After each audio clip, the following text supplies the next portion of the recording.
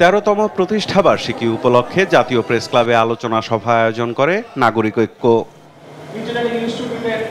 দেশের দুর্যোগপূর্ণ সময়ে সঠিক সিদ্ধান্ত নেয়ার গুরুত্ব তুলে ধরেন বিভিন্ন রাজনৈতিক দলের নেতারা। বলেন, গণতন্ত্র, স্বাধীনতা, সার্বভৌমত্বের সংগ্রাম একই সূত্রে গাঁথা।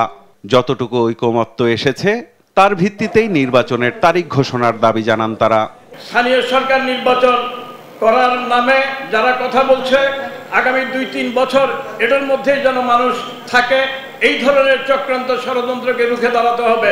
আমাদের যতটুকু ঐকমত্য হয়েছে তার উপরে ভিত্তি করে এখন ইমিডিয়েটলি নির্বাচনের তারিখ ঘোষণা করা হোক। রাষ্ট্রের মূলনীতিতে জনগণের অধিকারকে অগ্রাধিকার দেওয়ার আহ্বান জানান নাগরিক ঐক্যের সভাপতি। এটা বুদ্ধিবৃত্তিক লড়াই।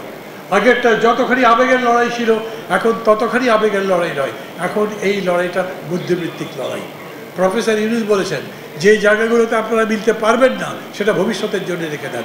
ভবিষ্যতের জন্য সেটা আমরা রাখছি এবং মনে করি যে ভবিষ্যতে এটাও নিষ্পত্তি করা যাবে।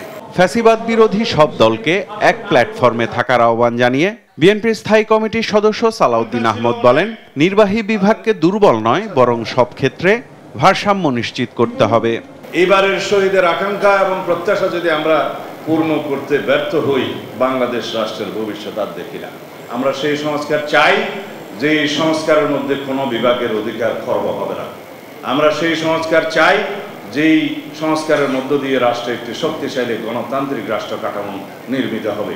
গুলশান কার্যালয়ে গণ অধিকার পরিষদের প্রতিনিধি দলের সঙ্গে লিয়াজু কমিটির বৈঠক শেষে সাংবাদিকদের সঙ্গে কথা বলেন বিএনপির স্থায়ী কমিটির আরেক সদস্য আমির খসরু মাহমুদ চৌধুরী। বলেন, নিজস্ব মত ও আদর্শের কারণে সব বিষয়ে ঐকমত্য না হওয়াই স্বাভাবিক। সব জায়গায় ঐকমত হওয়ার কোনো সুযোগ নাই। কারোর জন্য কোনো বিষয়ে বিএনপির জন্য গুরুত্বপূর্ণ, কোনো বিষয়ে আরেকজনের জন্য গুরুত্বপূর্ণ, এই ডিফারেন্স থাকবে। এই জন্য যেই বিষয়গুলোতে ঐকমত হবে সেইগুলোতে সংস্কার হয়ে যাবে, আর বাকিগুলো জনগণের কাছে নিয়ে যাবে প্রত্যেকটি দল আগামী নির্বাচন। এদিকে ঢাকা রিপোর্টার্স ইউনিটির মিট দ্য প্রেসে বিএনপির যুগ্ম মহাসচিব শহীদ উদ্দিন চৌধুরী আনি বলেন, দেশের স্থিতিশীলতা ফেরাতে আগে প্রয়োজন জাতীয় নির্বাচন। জাতীয় নির্বাচনটাই আগে দরকার। জাতীয় নির্বাচনটা হলে সারা বাংলাদেশে একটা স্থিতিশীলতা চলে আসবে। সাইফুল রিপন, দেশ টিভি, ঢাকা।